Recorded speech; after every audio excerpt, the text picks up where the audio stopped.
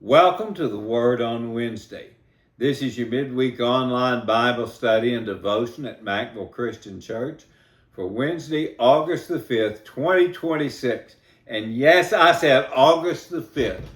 Wow, where has time gone? I saw a news item out of Lexington this week that in the month of August, we're going to be losing 62 minutes of daylight as the earth is turning toward the fall and winter. Officially, we're right now about halfway through the summer, as fall doesn't arrive until September 22nd officially. But it doesn't seem possible that we're this far along in the year, does it?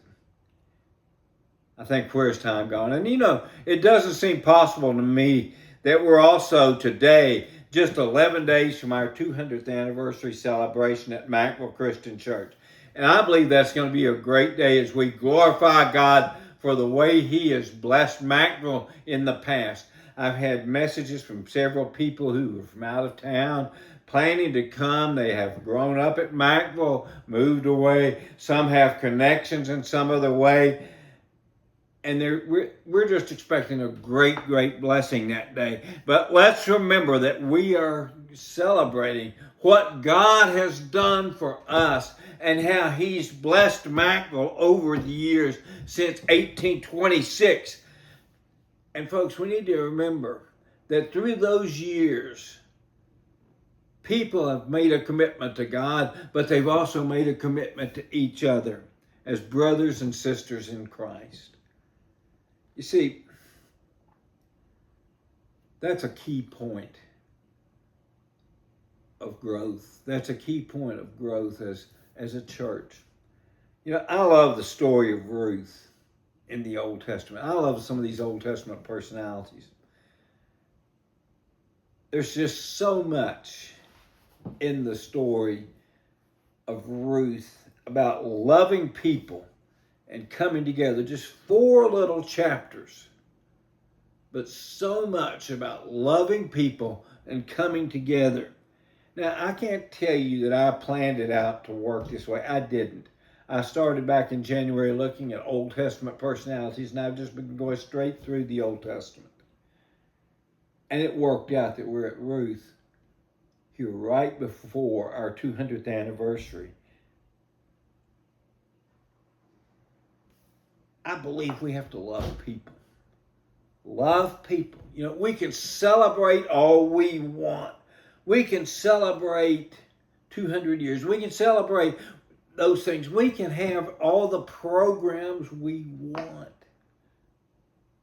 But if we don't love people, truly love people, then it's just noise.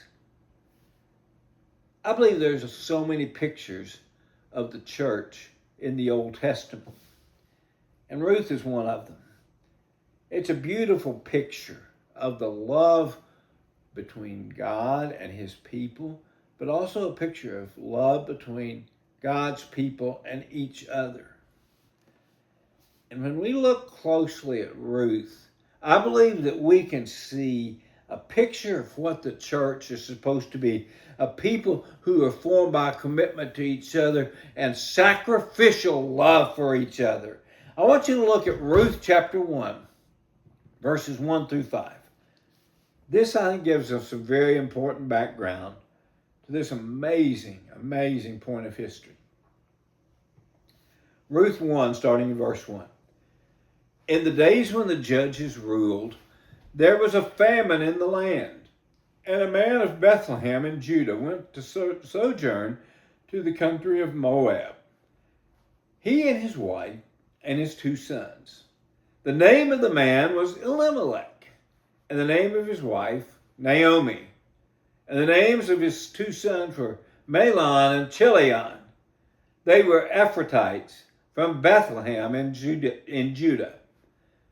They went into the country of Moab and remained there. But Elimelech, the husband of Naomi, died, and she was left with her 2 sons.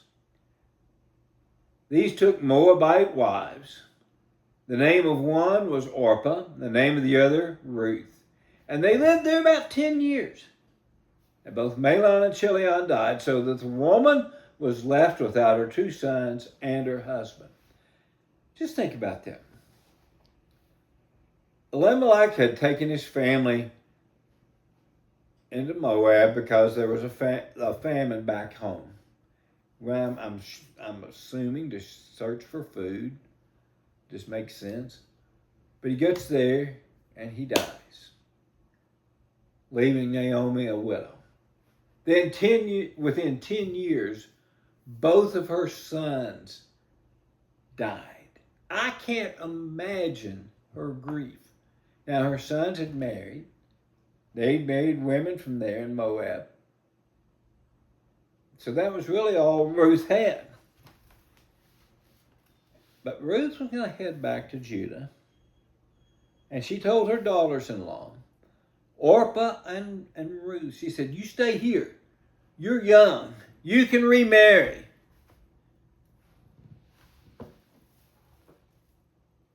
But they said, no, we're going to stay. We're going to stay with you. Then Naomi repeated her advice, said, go back home. Go back to your home in Moab. But let's pick up in verse 11. But Naomi said, turn back, my daughters. Why will you go with me? Have I yet sons in my womb that they may become your husbands? Turn back, my daughters. Go your way. For I am too old to have a husband. If I should say I have hope, even if I should have a husband this night and should bear sons, would you therefore wait till they were grown? Would you therefore refrain from marrying? No, my daughters, for it is exceedingly bitter for me for your sake that the hand of the Lord has gone out against me. Then they lifted up their voices and wept again. And Orpah kissed her mother-in-law, but Ruth clung to her. Now Orpah was young, she could remarry, so she decided to go back and do that. But look at what Ruth said. After Naomi told her again, go back. Ruth said, starting in verse 16, but Ruth said, do not urge me to leave you or to return from following you. For where you go, I will go. And where you lodge, I will lodge. Your people shall be my people, and your God my God. Where you die, I will die, and there will I be buried. May the Lord do so to me, and more also, if anything but death parts me from you. Now, Ruth was loyal. Orpah went back home, and you can't fault her for that. She was young, and Naomi had encouraged her to do so. But Ruth still stayed with Naomi. She was loyal, but it was much, much deeper than that. She was making a commitment. She was making a commitment not only to Naomi, but to Naomi's people. She was declaring a new identity. She was saying, I'm with you.